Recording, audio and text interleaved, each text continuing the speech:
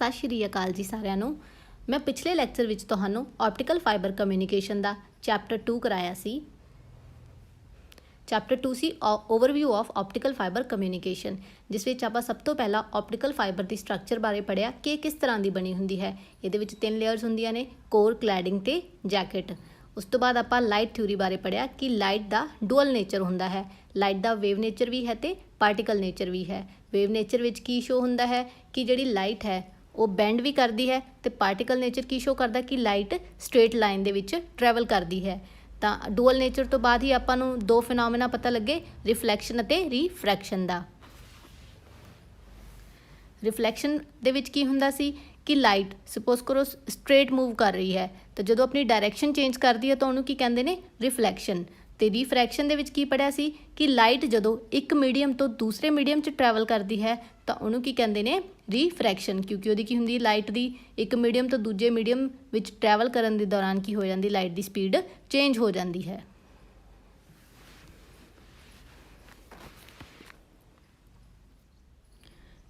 ਆਪਾਂ ਪਿਛਲੀ ਵੀਡੀਓ ਦੇ ਵਿੱਚ ਰਿਫਲੈਕਸ਼ਨ ਤੇ ਰਿਫਰੈਕਸ਼ਨ ਬਾਰੇ ਚੰਗੀ ਤਰ੍ਹਾਂ ਪੜ੍ਹਿਆ ਤੇ ਹੁਣ ਤੁਹਾਨੂੰ ਦੁਬਾਰਾ ਵੀ ਇੱਕ ਵਾਰ ਦੱਸ ਦਿੱਤਾ ਗਿਆ। ਤਾਂ ਹੁਣ ਆਪਾਂ ਦੇਖਾਂਗੇ ਕਿ ਜਦੋਂ ਰਿਫਰੈਕਸ਼ਨ ਹੁੰਦੀ ਹੈ ਤਾਂ ਲਾਈਟ ਜਦੋਂ ਇੱਕ ਮੀਡੀਅਮ ਤੋਂ ਦੂਸਰੇ ਮੀਡੀਅਮ ਵਿੱਚ ਟਰੈਵਲ ਕਰਦੀ ਹੈ ਤਾਂ ਕਿਸ ਤਰ੍ਹਾਂ ਬਿਹੇਵ ਕਰਦੀ ਹੈ। ਤੁਸੀਂ ਡਾਇਗਰਾਮ ਵਿੱਚ ਦੇਖ ਰਹੇ ਹੋਵੋਗੇ ਕਿ ਆਪਣੇ ਕੋਲ ਦੋ ਮੀਡੀਅਮ ਨੇ, ਏਅਰ ਤੇ ਗਲਾਸ। ਏਅਰ ਕੀ ਹੈ, ਆਪਣਾ ਇੱਕ ਰੇਅਰਰ ਮੀਡੀਅਮ ਹੈ। ਰੇਅਰਰ ਮੀਡੀਅਮ ਕਿਹੜਾ ਹੁੰਦਾ ਹੈ, ਉਹ ਮੀਡੀਅਮ ਜਿਸ ਵਿੱਚ ਮੋਲੀਕਿਊਲਸ ਦੂਰ ਦੂਰ ਐਗਜ਼ਿਸਟ ਕਰਦੇ ਨੇ, ਮਤਲਬ ਇੱਕ ਦੂਸਰੇ ਦੇ ਨੇੜੇ ਨੇੜੇ ਨਹੀਂ ਹੁੰਦੇ। ਡੈਂਸਰ ਮੀਡੀਅਮ ਉਹ ਹੁੰਦਾ ਹੈ ਜਿਸ ਵਿੱਚ ਮੋਲੀਕਿਊਲ ਕਲੋਜ਼ਲੀ ਪੈਕਡ ਹੁੰਦੇ ਨੇ, ਇੱਕ ਦੂਸਰੇ ਦੇ ਨੇੜੇ ਨੇੜੇ ਹੁੰਦੇ ਨੇ। ਇਸੇ ਕਰਕੇ ਜਦੋਂ ਵੀ ਕੋਈ ਲਾਈਟ ਏਅਰ ਦੇ ਵਿੱਚੋਂ ਟਰੈਵਲ ਕਰਦੀ ਆ, ਕਿਉਂਕਿ ਉੱਥੇ ਕੰਜੈਸ਼ਨ ਘੱਟ ਹੁੰਦਾ ਹੈ, ਮੋਲੀਕਿਊਲਸ ਦੂਰ ਦੂਰ ਹੁੰਦੇ ਨੇ, ਇਸ ਕਰਕੇ ਏਅਰ ਸਪੀਡ ਨਾਲ ਉਹਦੇ ਵਿੱਚੋਂ ਲਾਈਟ ਟਰੈਵਲ ਕਰ ਜਾਂਦੀ ਆ ਏਅਰ ਦੇ ਵਿੱਚੋਂ। ਜਦੋਂ ਕਿ ਗਲਾਸ ਦੇ ਵਿੱਚ ਕੀ ਹੁੰਦਾ, ਉਹ ਡੈਂਸਲੀ ਪੈਕ ਹੁੰਦੇ ਨੇ, ਬਿਲਕੁਲ ਨੇੜੇ ਨੇੜੇ ਮੋਲੀਕਿਊਲਸ ਹੁੰਦੇ ਨੇ। ਇਸੇ ਕਰਕੇ ਹੀ ਲਾਈਟ ਨੂੰ ਗਲਾਸ ਦੇ ਵਿੱਚੋਂ ਟਰੈਵਲ ਕਰਨਾ ਮੁਸ਼ਕਿਲ ਹੁੰਦਾ ਹੈ, ਉਹਦੀ ਸਪੀਡ ਘੱਟ ਹੁੰਦੀ ਹੈ ਐਜ਼ ਕੰਪੇਅਰ ਟੂ ਏਅਰ। ਤਾਂ ਹੁਣ ਇਸ ਡਾਇਗਰਾਮ ਦੇ ਅਕੋਰਡਿੰਗ ਜਿਹੜੀ ਆਪਣੀ ਰੇ ਆ ਰਹੀ ਆ ਗਲਾਸ ਸਲੈਬ ਦੇ ਸਰਫੇਸ ਤੇ, ਉਹਨੂੰ ਕਿਹੜੀ ਰੇ ਕਹਿ ਰਹੇ ਹਾਂ ਆਪਾਂ, ਇਨਸੀਡੈਂਟ ਰੇ। ਇਹ ਰੇ ਕਿਹੜੇ ਮੀਡੀਅਮ ਤੋਂ ਆ ਰਹੀ ਹੈ, ਏਅਰ ਤੋਂ, ਮਤਲਬ ਰੇਅਰਰ ਮੀਡੀਅਮ ਤੋਂ ਕਿੱਧਰ ਐਂਟਰ ਕਰ ਰਹੀ ਹੈ, ਗਲਾਸ ਸਲੈਬ ਦੇ ਵਿੱਚ, ਮਤਲਬ ਡੈਂਸਰ ਮੀਡੀਅਮ ਦੇ ਵਿੱਚ। ਤਾਂ ਇੱਕ ਤੁਸੀਂ ਦੇਖੋਗੇ ਕਿ ਗਲਾਸ ਦੇ ਸਰਫੇਸ ਦੇ ਉੱਪਰ ਇੱਕ ਪਰਪੈਂਡੀਕੂਲਰ ਡਾਟਡ ਲਾਈਨ ਡਰਾ ਕੀਤੀ ਹੋਈ ਹੈ ਜਿਸ ਨੂੰ ਕਹਿੰਦੇ ਨੇ ਨਾਰਮਲ, ਤੇ ਇਹ ਗਲਾਸ ਸਲੈਬ ਦੇ ਸਰਫੇਸ ਨਾਲ 90 ਡਿਗਰੀ ਦਾ ਐਂਗਲ ਬਣਾਉਂਦੀ ਹੈ। ਤਾਂ ਜਦੋਂ ਵੀ ਕੋਈ ਵੀ ਰੇ ਟਰੈਵਲ ਕਰੂਗੀ ਰੇਅਰਰ ਮੀਡੀਅਮ ਤੋਂ ਡੈਂਸਰ ਮੀਡੀਅਮ ਦੇ ਵਿੱਚ, ਤਾਂ ਇਹ ਕੀ ਕਰੇਗੀ, ਬੈਂਡ ਟੁਵਾਰਡਸ ਦਾ ਨਾਰਮਲ। ਤਾਂ ਜਿਹੜਾ ਰਿਫਲੈਕਟਡ ਐਂਗਲ ਹੋਏਗਾ ਉਹ ਇਨਸੀਡੈਂਟ ਐਂਗਲ ਨਾਲੋਂ ਛੋਟਾ ਹੋਏਗਾ ਹਮੇਸ਼ਾ। ਜਿਹੜਾ ਰਿਫਲੈਕਟਡ ਰੇ ਆ ਉਹ ਨਾਰਮਲ ਦੇ ਵੱਲ ਨੂੰ ਬੈਂਡ ਕਰੇਗੀ। ਦੇਖੋ ਜਾਣੀ ਤਾਂ ਚਾਹੀਦੀ ਸੀ ਉਹ ਸਟ੍ਰੇਟ, ਬਟ ਉਹ ਕੀ ਕਰ ਰਹੀ ਹੈ, ਅੰਦਰ ਨੂੰ ਅੰਦਰ ਵੱਲ ਨੂੰ ਮੁੜ ਰਹੀ ਹੈ। ਪਿਛਲੀ ਸਲਾਈਡ ਦੇ ਵਿੱਚ ਆਪਾਂ ਦੇਖਿਆ ਕਿ ਲਾਈਟ ਜਿਹੜੀ ਹੈਗੀ ਆ ਉਹ ਰੇਅਰਰ ਮੀਡੀਅਮ ਤੋਂ, ਮਤਲਬ ਏਅਰ ਤੋਂ ਡੈਂਸਰ ਮੀਡੀਅਮ ਦੇ ਵਿੱਚ ਐਂਟਰ ਕਰ ਰਹੀ ਹੈ। ਪਰ ਇਸ ਕੇਸ ਦੇ ਵਿੱਚ ਕੀ ਹੈ, ਜਿਹੜੀ ਇਨਸੀਡੈਂਟ ਰੇ ਹੈ ਉਹ ਗਲਾਸ ਸਲੈਬ ਤੋਂ ਹੁੰਦੀ ਹੋਈ ਬਾਹਰ ਏਅਰ ਦੇ ਵਿੱਚ ਜਾਏਗੀ। ਤਾਂ ਦੇਖੋ ਇਹ ਕਿਸ ਤਰ੍ਹਾਂ ਜਾਏਗੀ, ਇਨਸੀਡੈਂਟ ਰੇ ਕਿੱਥੇ ਪਈ, ਗਲਾਸ ਦੇ ਸਰਫੇਸ ਦੇ ਉੱਪਰ, ਤੇ ਇਹ ਕੀ ਹੋਗੀ, ਬੈਂਡ ਕਿੱਧਰ ਨੂੰ ਹੋਗੀ, ਮਾਰਲੀ ਸਾਈਡ ਨੂੰ, ਮਤਲਬ ਇਹ ਨਾਰਮਲ ਤੋਂ ਦੂਰ ਚਲੀ ਗਈ। ਜਦੋਂ ਕਿ ਪਹਿਲੇ ਵਾਲੇ ਕੇਸ ਵਿੱਚ ਆਪਾਂ ਕੀ ਦੇਖਿਆ ਸੀ, ਉਹ ਨਾਰਮਲ ਦੇ ਵੱਲ ਨੂੰ ਮੁੜੀ ਸੀ, ਬਟ ਇਹਦੇ 'ਚ ਕੀ ਹੋਇਆ, ਇਹ ਨਾਰਮਲ ਤੋਂ ਜ਼ਿਆਦਾ ਦੂਰ ਚਲੀ ਗਈ। ਤਾਂ ਇਹਦਾ ਮਤਲਬ ਕੀ ਹੈ ਕਿ ਜਿਹੜਾ ਐਂਗਲ ਆਫ ਇਨਸੀਡੈਂਟ ਰੇ ਹੈ ਉਹ ਛੋਟਾ ਹੋਏਗਾ ਐਂਗਲ ਆਫ ਰਿਫਰੈਕਟਿਵ ਰੇ ਨਾਲੋਂ। ਹੁਣ ਦੇਖਾਂਗੇ ਆਪਾਂ ਲਾਜ਼ ਆਫ ਰਿਫਰੈਕਸ਼ਨ। ਪਹਿਲਾਂ ਆਪਾਂ ਲਾਅ ਆਫ ਰਿਫਲੈਕਸ਼ਨ ਪੜ੍ਹਿਆ, ਜਿਹਦੇ ਵਿੱਚ ਕੀ ਦੱਸਿਆ ਗਿਆ ਸੀ ਕਿ ਐਂਗਲ ਆਫ ਇਨਸੀਡੈਂਸ ਤੇ ਐਂਗਲ ਆਫ ਰਿਫਲੈਕਸ਼ਨ ਕੀ ਹੁੰਦੇ ਨੇ, ਦੋਨੇ ਹਮੇਸ਼ਾ ਬਰਾਬਰ ਹੁੰਦੇ ਨੇ ਤੇ ਸੇਮ ਪਲੇਨ ਤੇ ਲਾਈ ਕਰਦੇ ਨੇ। ਤਾਂ ਜਦੋਂ ਵੀ ਆਪਾਂ ਮਿਰਰ ਦੇ ਵਿੱਚ ਇਮੇਜ ਦੇਖਾਂਗੇ ਤਾਂ ਆਪਣੇ ਤੋਂ ਜਿਹੜੀ ਲਾਈਟ ਮਿਰਰ ਤੇ ਪਏਗੀ ਤੇ ਜਿਹੜੀ ਮਿਰਰ ਤੋਂ ਵਾਪਸ ਆਪਣੀ ਆਈਜ਼ ਤੇ ਆਏਗੀ ਲਾਈਟ, ਤਾਂ ਉਹ ਕੀ ਹੋਣਗੇ, ਦੋਨੇ ਐਂਗਲ ਆਫ ਇਨਸੀਡੈਂਸ ਤੇ ਐਂਗਲ ਆਫ ਰਿਫਲੈਕਸ਼ਨ ਕੀ ਹੋਣਗੇ, ਬਰਾਬਰ ਹੋਣਗੇ। ਇਸੇ ਕਰਕੇ ਹੀ ਆਪਾਂ ਨੂੰ ਆਪਣੀ ਪੂਰੀ ਇਮੇਜ ਸਹੀ ਦਿਖੇਗੀ। ਜਦੋਂ ਕਿ ਆਪਾਂ ਰਿਫਰੈਕਸ਼ਨ ਦੇ ਕੇਸ ਵਿੱਚ ਕੀ ਦੇਖਿਆ ਕਿ ਆਪਾਂ ਪੈਨਸਿਲ ਪਾਣੀ ਦੇ ਵਿੱਚ ਰੱਖੀ, ਜਦੋਂ ਕਿ ਆਪਾਂ ਨੂੰ ਆਪਣੀ ਹਿਊਮਨ ਆਈ ਨੂੰ ਕੀ ਦਿਖਿਆ, ਪੈਨਸਿਲ ਬੈਂਡ ਹੋਈ ਦਿਖੀ। ਇਹ ਕਿਉਂ ਹੋਇਆ, ਕਿਉਂਕਿ ਇਹ ਦੋ ਡਿਫਰੈਂਟ ਮੀਡੀਅਮ ਦੇ ਵਿੱਚੋਂ ਲਾਈਟ ਪਾਸ ਹੋਈ ਹੈ, ਇਸੇ ਕਰਕੇ ਹੀ ਆਪਾਂ ਨੂੰ ਪੈਨਸਿਲ ਬੈਂਡ ਹੋਈ ਦਿਖੀ। ਲਾਜ਼ ਆਫ ਰਿਫਰੈਕਸ਼ਨ ਕੀ ਨੇ, ਲਾਜ਼ ਆਫ ਰਿਫਲੈਕਸ਼ਨ ਦੇ ਨਾਲੋਂ ਪਹਿਲਾਂ ਉਹਦੇ ਵਿੱਚ ਰੂਲ ਸੀ ਕਿ ਸਾਈਨ ਆਈ ਤੇ ਸਾਈਨ ਆਰ ਕੀ ਹੋਣਗੇ, ਬਰਾਬਰ ਹੋਣਗੇ। ਪਰ ਇਸ ਕੇਸ ਦੇ ਵਿੱਚ ਕਦੇ ਵੀ ਸਾਈਨ ਆਈ ਮਤਲਬ ਇਨਸੀਡੈਂਟ ਐਂਗਲ ਤੇ ਰਿਫਰੈਕਟਿਵ ਐਂਗਲ ਕੀ ਹੋਣਗੇ, ਕਦੇ ਬਰਾਬਰ ਨਹੀਂ ਹੋਣਗੇ। ਤਾਂ ਐਨ ਕੀ ਹੋਏਗਾ ਆਪਣੇ ਕੋਲੇ, ਰਿਫਰੈਕਟਿਵ ਇੰਡੈਕਸ, ਇਹਨੂੰ ਕਾਹਦੇ ਨਾਲ ਰਿਪਰੈਜ਼ੈਂਟ ਕੀਤਾ ਆਪਾਂ, ਰੇਸ਼ੋ ਨਾਲ, sine I divide by sine R। ਤਾਂ ਰਿਫਰੈਕਟਿਵ ਇੰਡੈਕਸ ਕੀ ਹੁੰਦਾ, ਇਹ ਡਿਫਾਈਨ ਕਰਦਾ ਇੱਕ ਆਪਟੀਕਲ ਡੈਂਸਿਟੀ ਨੂੰ, ਕਿ ਲਾਈਟ ਦੀ ਕੀ ਡੈਂਸਿਟੀ ਹੈ, ਲਾਈਟ ਕਿਸ ਸਪੀਡ ਨਾਲ ਟਰੈਵਲ ਕਰਦੀ ਹੈ। ਤਾਂ n ਕੀ ਹੋਏਗੀ, n ਦੀ ਵੈਲਿਊ ਕੀ ਹੋਏਗੀ, ਕੌਨਸਟੈਂਟ। ਨੈਕਸਟ ਆਪਣੇ ਕੋਲ ਹੈ ਦ ਕਲਰ ਔਰ wavelength of light. The speed of light of all colors is same in air or vacuum, but in any other transparent medium the speed of light is different for different colors। देखो ਜਿਹੜੀ light ਹੈਗੀ ਆ, speed of light ਹੈਗੀ ਆ ਸਾਰੇ colours ਦੀ, ਆਪਾਂ ਨੂੰ ਪਤਾ ਕਿ ਜਿਹੜੀ ਲਾਈਟ ਆਪਾਂ ਦੇਖ ਰਹੇ ਹਾਂ ਉਹ ਬੈਂਡ ਆਫ 7 ਕਲਰਸ ਹੁੰਦੀ ਹੈ। ਆਪਾਂ ਸਾਰਿਆਂ ਨੇ ਵਿਬ ਗੋਇਰ ਪੜ੍ਹਿਆ ਹੋਣਾ, VIBGYOR।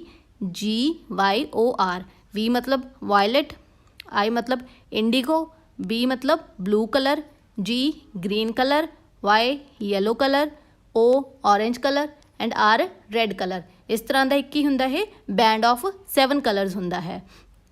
ਤਾਂ 에ਅਰ ਦੇ ਵਿੱਚ ਇਹਨਾਂ ਸਾਰੇ ਕਲਰਸ ਦੀ ਜਿਹੜੀ ਸਪੀਡ ਹੁੰਦੀ ਹੈ ਉਹ ਕੀ ਹੁੰਦੀ ਹੈ, ਸੇਮ ਹੁੰਦੀ ਹੈ। ਬਟ ਜੇ ਆਪਾਂ ਕਿਸੇ ਹੋਰ ਟਰਾਂਸਪੇਰੈਂਟ ਮੀਡੀਅਮ ਦੀ ਗੱਲ ਕਰਦੇ ਹਾਂ ਤਾਂ ਹਰ ਕਲਰ ਦੀ ਜਿਹੜੀ ਸਪੀਡ ਕੀ ਹੋਊਗੀ, ਡਿਫਰੈਂਟ ਹੋਊਗੀ। ਤੇ ਇਹਨਾਂ ਦੀ ਸਪੀਡ ਕਿਸ ਤੇ ਡਿਪੈਂਡ ਕਰੇਗੀ, ਵੇਵਲੈਂਥ ਤੇ। Generally in a given material the speed of red light is maximum and the violet light is least. ਹੁਣ ਤੁਸੀਂ ਦੇਖੋਗੇ ਵਿਬ ਗੋਇਰ ਵਿੱਚ ਸਭ ਤੋਂ ਪਹਿਲਾ ਕਲਰ ਕਿਹੜਾ ਆਉਂਦਾ, ਵਾਇਲਟ ਕਲਰ, ਤੇ ਲਾਸਟ ਤੇ ਕਿਹੜਾ ਕਲਰ ਆਉਂਦਾ, ਰੈਡ ਕਲਰ। ਤਾਂ ਰੈਡ ਕਲਰ ਦੀ ਲਾਈਟ ਕੀ ਹੁੰਦੀ ਹੈ, ਸਭ ਤੋਂ ਜ਼ਿਆਦਾ ਮੈਕਸਿਮਮ ਹੁੰਦੀ ਹੈ, ਕਿਉਂਕਿ ਇਹਦੀ ਵੇਵਲੈਂਥ ਕੀ ਹੁੰਦੀ, ਸਭ ਤੋਂ ਜ਼ਿਆਦਾ ਮੈਕਸਿਮਮ। ਜਿਹਦੀ ਜਿੰਨੀ ਜ਼ਿਆਦਾ ਵੇਵਲੈਂਥ ਹੋਏਗੀ ਉਹਦੀ ਉਨੀ ਜ਼ਿਆਦਾ ਕੀ ਹੋਏਗੀ, ਸਪੀਡ ਹੋਏਗੀ। ਤਾਂ ਹੀ ਰੈੱਡ ਲਾਈਟ ਘੱਟ ਸਕੈਟਰ ਕਰਦੀ ਹੈ। ਤੁਸੀਂ ਦੇਖਿਆ ਹੋਵੇਗਾ ਕਿ ਆਪਣੇ ਟ੍ਰੈਫਿਕ ਲਾਈਟਸ ਦੇ ਵਿੱਚ ਰੈੱਡ ਲਾਈਟ ਬਹੁਤ ਜ਼ਿਆਦਾ ਯੂਜ਼ ਕੀਤੀ ਜਾਂਦੀ ਹੈ। ਇਸੇ ਲਈ ਯੂਜ਼ ਕੀਤੀ ਜਾਂਦੀ ਹੈ ਕਿਉਂਕਿ ਉਹ ਬਹੁਤ ਜ਼ਿਆਦਾ ਸਕੈਟਰ ਨਹੀਂ ਹੁੰਦੀ, ਬਹੁਤ ਜ਼ਿਆਦਾ ਖਿਲਰਦੀ ਨਹੀਂ, ਤੇ ਆਪਾਂ ਨੂੰ ਦੂਰੋਂ ਹੀ ਹਿਊਮਨ ਆਈ ਨੂੰ ਸਭ ਤੋਂ ਪਹਿਲਾਂ ਵਿਜ਼ੀਬਲ ਹੋ ਜਾਂਦੀ ਹੈ, ਕਿਉਂਕਿ ਉਹ ਲਾਈਟ ਕੀ ਆ, ਬਹੁਤ ਜਲਦੀ ਟਰੈਵਲ ਕਰਦੀ ਆ ਆਪਣੀ ਆਈ ਤੱਕ। ਜਦੋਂ ਕਿ ਜਿਹੜਾ ਵਾਇਲਟ ਕਲਰ ਹੁੰਦਾ ਉਹਦੀ ਕੀ ਹੁੰਦੀ ਹੈ, ਵੇਵਲੈਂਥ ਬਹੁਤ ਘੱਟ ਹੁੰਦੀ ਹੈ as compare to red colour, ਜਿਸ ਕਰਕੇ ਉਹਦੀ ਸਪੀਡ ਵੀ ਕੀ ਹੁੰਦੀ ਹੈ, ਘੱਟ ਹੁੰਦੀ ਹੈ। ਤੇ ਇਹ ਜ਼ਿਆਦਾ ਕੀ ਕਰਦੀ ਆ, ਸਕੈਟਰ ਕਰਦੀ ਹੈ, ਤੇ ਆਪਾਂ ਨੂੰ ਕੀ ਹੁੰਦਾ, ਜਲਦੀ ਵਿਜ਼ੀਬਲ ਨਹੀਂ ਹੁੰਦੀ। ਹੁਣ ਇਹਦਾ ਦੂਸਰਾ ਪੈਰਾਮੀਟਰ ਹੈ refractive index. Refractive index of medium is maximum for violet light and least for the red light. ਤੇ ਇਹਦਾ ਮਤਲਬ ਕੀ ਹੈ ਕਿ ਰੈੱਡ ਲਾਈਟ ਦਾ ਜਿਹੜਾ ਸਭ ਤੋਂ ਜ਼ਿਆਦਾ ਸਪੀਡ ਹੁੰਦੀ ਹੈ ਤੇ ਰਿਫਰੈਕਟਿਵ ਇੰਡੈਕਸ ਸਭ ਤੋਂ ਘੱਟ ਹੁੰਦਾ ਹੈ, ਜਦੋਂ ਕਿ ਵਾਇਲਟ ਦੀ ਸਪੀਡ ਕੀ ਹੁੰਦੀ ਹੈ, ਸਭ ਤੋਂ ਘੱਟ ਹੁੰਦੀ ਹੈ, ਤੇ ਇਹਦਾ ਰਿਫਰੈਕਟਿਵ ਇੰਡੈਕਸ ਕੀ ਜ਼ਿਆਦਾ ਹੋਏਗਾ। ਰਿਫਰੈਕਟਿਵ ਇੰਡੈਕਸ ਮੈਕਸਿਮਮ ਹੋਣ ਦਾ ਕੀ ਮਤਲਬ ਹੁੰਦਾ ਹੈ ਕਿ ਜਿੰਨਾ ਜ਼ਿਆਦਾ ਰਿਫਰੈਕਟਿਵ ਇੰਡੈਕਸ ਮੈਕਸਿਮਮ ਹੋਏਗਾ ਉਹਦੀ ਸਪੀਡ ਉਨੀ ਜ਼ਿਆਦਾ ਕੀ ਹੋਏਗੀ, ਘੱਟ ਹੋਏਗੀ। ਇਸੇ ਕਰਕੇ ਵਾਇਲਟ ਕਲਰ ਦੀ ਸਪੀਡ ਕੀ ਆ, ਸਭ ਤੋਂ ਘੱਟ ਹੈ, ਤੇ ਉਹਦੇ ਨਾਲ ਕੀ ਹੁੰਦਾ, ਆਪਣੀ ਆਈ ਤੱਕ ਉਹ ਜਲਦੀ ਨਹੀਂ ਪਹੁੰਚਦੀ। ਜਦੋਂ ਕਿ ਜਿਹੜੀ ਰੈੱਡ ਕਲਰ ਹੈ ਉਹਦਾ ਮਿਨੀਮਮ ਰਿਫਰੈਕਟਿਵ ਇੰਡੈਕਸ ਹੋਣ ਦੇ ਨਾਲ ਆਪਾਂ ਨੂੰ ਲਾਈਟ ਦੂਰੋਂ ਹੀ ਦਿਸ ਜਾਂਦੀ ਹੈ।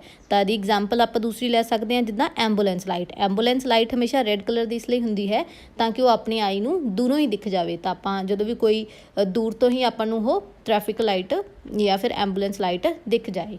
ਤਾਂ ਜਿੰਨੀ ਘੱਟ ਵੇਵਲੈਂਥ ਹੋਏਗੀ ਉਨਾ ਜ਼ਿਆਦਾ ਕੀ ਹੋਏਗਾ, ਰਿਫਰੈਕਟਿਵ ਇੰਡੈਕਸ ਜ਼ਿਆਦਾ ਹੋਏਗਾ। ਤਾਂ ਵਾਇਲਟ ਕਲਰ ਦੀ ਸਭ ਤੋਂ ਘੱਟ ਵੇਵਲੈਂਥ ਹੁੰਦੀ ਹੈ, ਇਸੇ ਕਰਕੇ ਉਹਦਾ ਰਿਫਰੈਕਟਿਵ ਇੰਡੈਕਸ ਸਭ ਤੋਂ ਜ਼ਿਆਦਾ ਹੁੰਦਾ ਹੈ। ਹੁਣ ਆਪਾਂ ਦੇਖਾਂਗੇ ਕਿ ਜੋ ਆਪਾਂ ਬੈਂਡ ਆਫ 7 ਕਲਰਸ ਦੀ ਗੱਲ ਕਰ ਰਹੇ ਸੀ ਕਿ ਵਿਬ ਗੋਇਰ ਦੀ, ਦੇਖੋ violet, blue, indigo, yellow, green, orange, red, ਇਹ ਸਾਰੇ ਕਲਰਸ ਤੁਹਾਨੂੰ ਦਿਖ ਰਹੇ ਹੋਣਗੇ। ਤਾਂ ਲੈਫਟ ਹੈਂਡ ਸਾਈਡ 'ਤੇ ਇਹਦੇ ਕੀ ਦਿੱਤੇ ਹੋਏ ਨੇ, ਵੇਵਲੈਂਥ 4 × 10⁻7 ਤੋਂ ਲੈ ਕੇ ਕਿੱਥੋਂ ਤੱਕ ਹੈ, 7 × 10⁻7। ਠੀਕ ਹੈ, ਆਪਣੀ ਜਿਹੜੀ ਵਿਜ਼ੀਬਲ ਲਾਈਟ ਹੁੰਦੀ ਉਹ ਬੈਂਡ ਆਫ 7 ਕਲਰਸ ਹੁੰਦੀ ਹੈ, ਤੇ ਇਹਦੀ ਹਰ ਡਿਫਰੈਂਟ ਕਲਰ ਦੀ ਇੱਕ ਡਿਫਰੈਂਟ ਕੀ ਹੁੰਦੀ ਆ, ਵੇਵਲੈਂਥ ਹੁੰਦੀ ਹੈ।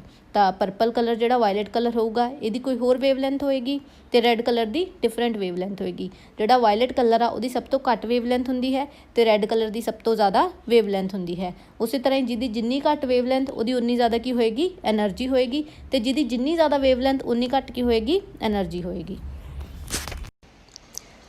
ਹੁਣ ਆਪਾਂ ਦੇਖਾਂਗੇ special case of refraction, total internal reflection.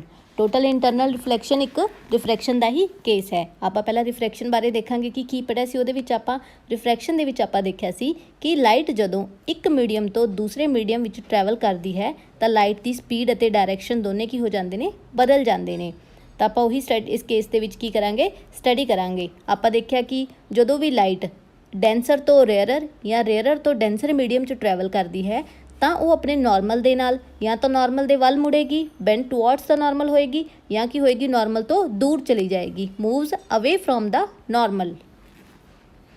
ਤਾਂ ਫਸਟ ਡਾਇਗਰਾਮ ਦੇ ਵਿੱਚ ਦੇਖੋਗੇ ਤੁਸੀਂ ਤਾਂ ਇੱਕ ਜਿਹੜੀ ਇਨਸੀਡੈਂਟ ਰੇ ਆ, ਡੈਂਸਰ ਮਤਲਬ ਡੈਂਸਰ ਮੀਡੀਅਮ ਜਿਹਦੇ ਵਿੱਚ ਮੋਲੀਕਿਊਲਸ ਕਲੋਜ਼ਲੀ ਪੈਕ ਹੁੰਦੇ ਨੇ, ਨੇੜੇ ਨੇੜੇ ਹੁੰਦੇ ਨੇ, ਡੈਂਸਰ ਮੀਡੀਅਮ ਤੋਂ ਕਿੱਧਰ ਜਾ ਰਹੀ ਹੈ, ਰੇਅਰਰ ਮੀਡੀਅਮ ਦੇ ਵੱਲ ਜਾ ਰਹੀ ਆ। ਤਾਂ ਇੱਕ ਟਾਈਮ 'ਤੇ ਆ ਕੇ ਜਿਹੜੀ ਰਿਫਰੈਕਟਿਡ ਰੇ ਆ ਉਹ ਇੰਨੀ ਦੂਰ ਚਲੀ ਜਾਏਗੀ ਕਿ ਉਹ ਨਾਰਮਲ ਦੇ ਨਾਲ 90 ਡਿਗਰੀ ਦਾ ਐਂਗਲ ਬਣਾਏਗੀ, ਜੋ ਇਹ ਸਰਫੇਸ 'ਤੇ ਬਣੇਗਾ। ਤੁਸੀਂ ਦੂਸਰੀ ਡਾਇਗਰਾਮ ਦੇਖੋ, ਇਹਦੇ ਵਿੱਚ ਕੀ ਹੈ, ਨਾਰਮਲ ਨਾਲ ਜਿਹੜੀ ਰਿਫਰੈਕਟਿਡ ਰੇ ਹੈ ਉਹ 90 ਡਿਗਰੀ ਦਾ ਐਂਗਲ ਬਣਾ ਰਹੀ ਹੈ।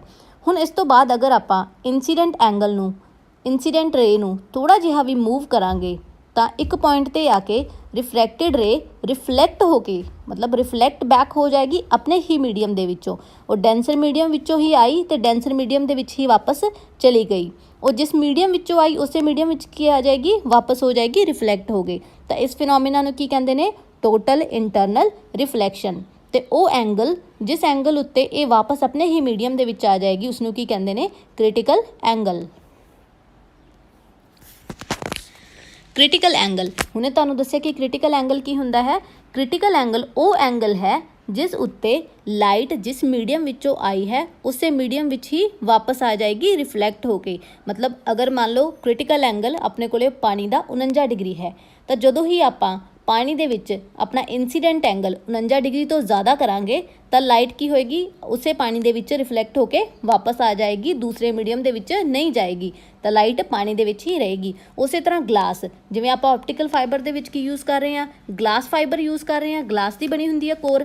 ਤਾਂ ਜਦੋਂ ਲਾਈਟ ਕੋਰ ਦੇ ਵਿੱਚ ਟਰੈਵਲ ਕਰਦੇ ਆ ਤਾਂ ਉਹਦਾ ਇੰਸੀਡੈਂਟ ਐਂਗਲ ਹੈ, ਜੋ ਗਲਾਸ ਉੱਤੇ ਇੰਸੀਡੈਂਟ ਐਂਗਲ 42 ਡਿਗਰੀ ਦਾ ਹੈ, ਤਾਂ ਇੰਸੀਡੈਂਟ ਐਂਗਲ ਹਮੇਸ਼ਾ 42 ਡਿਗਰੀ ਤੋਂ ਜ਼ਿਆਦਾ ਰੱਖਿਆ ਜਾਂਦਾ ਹੈ ਤਾਂ ਕਿ ਲਾਈਟ ਕੋਰ ਤੋਂ ਬਾਹਰ ਨਾ ਜਾਵੇ ਅਤੇ ਕੋਰ ਦੇ ਵਿੱਚ ਹੀ ਵਾਪਸ ਸਟਰਾਈਕ ਹੋ ਕੇ ਆ ਜਾਏ, ਰਿਫਲੈਕਟ ਹੋ ਕੇ ਵਾਪਸ ਇਹ ਕੋਰ ਦੇ ਵਿੱਚ ਹੀ ਟਰੈਵਲ ਕਰਦੀ ਰਹੇ। ਆ ਤੁਸੀਂ ਡਾਇਗਰਾਮਸ ਵਿੱਚ ਵੀ ਦੇਖੋਗੇ, ਪਹਿਲਾਂ ਉਹ 90 ਡਿਗਰੀ ਦਾ ਐਂਗਲ ਬਣਾ ਰਹੀ ਹੈ ਬੇਸ ਨਾਲ, ਠੀਕ ਹੈ। ਇੱਕ ਪੁਆਇੰਟ 'ਤੇ ਆ ਕੇ ਕੀ ਕਰੇਗੀ ਉਹ, ਜਦੋਂ ਆਪਾਂ ਥੋੜ੍ਹਾ ਜਿਹਾ ਹੀ ਆਪਣਾ ਇੰਸੀਡੈਂਟ ਐਂਗਲ ਵਧਾਵਾਂਗੇ ਤਾਂ ਵਾਪਸ ਆਪਣੇ ਹੀ ਮੀਡੀਅਮ ਦੇ ਵਿੱਚ ਆ ਜਾਵੇਗੀ। ਕ੍ਰਿਟੀਕਲ ਐਂਗਲ ਦੋ ਫੈਕਟਰਸ 'ਤੇ ਡਿਪੈਂਡ ਕਰਦੀ ਹੈ। ਸਭ ਤੋਂ ਪਹਿਲਾ colour of light. Critical angle increase ਕਰਦਾ ਜਿਵੇਂ ਜਿਵੇਂ ਵੇਵਲੈਂਥ ਇਨਕਰੀਜ਼ ਕਰਦੀ ਹੈ ਲਾਈਟ ਦੀ। ਅਤੇ ਇਹਦਾ ਮਤਲਬ ਕੀ ਹੈ, ਜਿਹੜਾ ਵਿਬਗੋਇਰ ਦੇ ਵਿੱਚ ਵਾਇਲਟ ਕਲਰ ਆ ਉਹਦੀ ਵੇਵਲੈਂਥ ਸਭ ਤੋਂ ਘੱਟ ਹੁੰਦੀ ਹੈ ਅਤੇ ਉਹਦਾ ਕ੍ਰਿਟੀਕਲ ਐਂਗਲ ਵੀ ਕੀ ਹੋਏਗਾ, ਸਭ ਤੋਂ ਘੱਟ ਹੋਏਗਾ। ਅਤੇ ਰੈੱਡ ਕਲਰ ਦੀ ਵੇਵਲੈਂਥ ਸਭ ਤੋਂ ਜ਼ਿਆਦਾ ਹੁੰਦੀ ਹੈ, ਇਹਦਾ ਮਤਲਬ ਉਹਦਾ ਕ੍ਰਿਟੀਕਲ ਐਂਗਲ ਵੀ ਕੀ ਹੋਏਗਾ, ਸਭ ਤੋਂ ਜ਼ਿਆਦਾ ਹੋਏਗਾ। ਇਸ ਤਰ੍ਹਾਂ ਜਿਹੜੀ ਕ੍ਰਿਟੀਕਲ ਐਂਗਲ ਹੈ ਉਹ ਲਾਈਟ ਆਫ ਕਲਰ 'ਤੇ ਵੀ ਕੀ ਕਰਦਾ, ਡਿਪੈਂਡ ਕਰਦਾ। ਸੈਕਿੰਡ ਕੀ ਹੈ, ਟੈਂਪਰੇਚਰ। ਤਾਂ ਜਿਹੜਾ ਕ੍ਰਿਟੀਕਲ ਐਂਗਲ ਹੈ ਉਹ ਇਨਕਰੀਜ਼ ਕਰਦਾ ਟੈਂਪਰੇਚਰ ਦੇ ਨਾਲ, ਜਿਸ ਦਾ ਜਿੰਨਾ ਜ਼ਿਆਦਾ ਟੈਂਪਰੇਚਰ ਹੋਏਗਾ ਜਿਸ ਮੀਡੀਅਮ ਦਾ, ਉੱਥੇ ਕ੍ਰਿਟੀਕਲ ਐਂਗਲ ਦੀ ਵੈਲਿਊ ਕੀ ਹੋਏਗੀ, ਉਨੀ ਜ਼ਿਆਦਾ ਹੋਏਗੀ। Total internal reflection. When a ray of light traveling in a denser medium is incident at the surface of rarer medium at the angle of incidence greater than critical angle for the pair of media, the ray is totally reflected back into the denser medium. This phenomena is called TIR.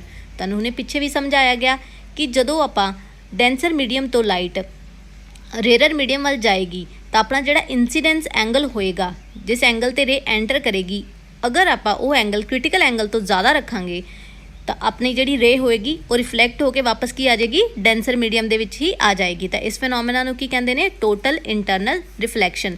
ਤਾਂ ਮਤਲਬ ਕੀ ਆ, ਉਸੇ medium ਦੇ ਵਿੱਚ ਹੀ light reflect ਹੋ ਕੇ ਵਾਪਸ ਆ ਜਾਏ। ਤੇ ਇਹਦੀਆਂ TIR ਫਿਨੋਮੀਨਾ ਤਾਂ ਹੀ ਹੁੰਦਾ, ਟੋਟਲ ਇੰਟਰਨਲ ਰਿਫਲੈਕਸ਼ਨ ਤਾਂ ਹੀ ਪੋਸੀਬਲ ਆ ਜੇ ਇਹ ਦੋ ਕੰਡੀਸ਼ਨਸ ਨੂੰ ਫੋਲੋ ਕਰਦਾ, ਸੈਟਿਸਫਾਈ ਕਰਦਾ। ਤਾਂ ਫਸਟ ਕੀ ਹੈ, ਦ ਲਾਈਟ ਮਸਟ ਟਰੈਵਲ ਫਰੋਮ ਆ ਡੈਂਸਰ ਟੂ ਰੇਅਰਰ ਮੀਡੀਅਮ, ਠੀਕ ਹੈ। ਤਾਂ ਲਾਈਟ ਹਮੇਸ਼ਾ ਡੈਂਸਰ ਮਤਲਬ ਗਲਾਸ ਤੋਂ ਏਅਰ ਵੱਲ ਹੀ ਮੂਵ ਕਰਨੀ ਚਾਹੀਦੀ ਹੈ। ਤਾਂ ਜਿਹੜਾ ਇੰਸੀਡੈਂਟ ਰੇ ਆ ਉਹ ਹਮੇਸ਼ਾ ਡੈਂਸਰ ਮੀਡੀਅਮ ਤੋਂ ਏਅਰ ਵੱਲ ਜਾਣੀ ਚਾਹੀਦੀ ਹੈ। ਸੈਕਿੰਡ ਕੀ ਹੈ, the angle of incidence must be greater than the critical angle for the pair of media. ਤਾਂ ਜਿਹੜਾ ਐਂਗਲ ਆਫ ਇੰਸੀਡੈਂਸ ਆ, ਜਿਸ ਐਂਗਲ 'ਤੇ ਲਾਈਟ ਨੇ ਐਂਟਰ ਕਰਨਾ, ਉਹ ਹਮੇਸ਼ਾ ਜ਼ਿਆਦਾ ਹੋਣਾ ਚਾਹੀਦਾ ਕ੍ਰਿਟੀਕਲ ਐਂਗਲ ਨਾਲੋਂ। ਤਾਂ ਹਰ ਇੱਕ ਮਟੀਰੀਅਲ ਦਾ ਡਿਫਰੈਂਟ ਕ੍ਰਿਟੀਕਲ ਐਂਗਲ ਹੋਏਗਾ, ਹਰ ਇੱਕ ਕਲਰ ਦਾ ਡਿਫਰੈਂਟ ਕ੍ਰਿਟੀਕਲ ਐਂਗਲ ਹੋਏਗਾ, ਵਾਟਰ ਦਾ, ਗਲਾਸ ਦਾ, ਹਰ ਇੱਕ ਦਾ ਕੀ ਹੋਏਗਾ, ਡਿਫਰੈਂਟ ਕ੍ਰਿਟੀਕਲ ਐਂਗਲ ਹੋਏਗਾ।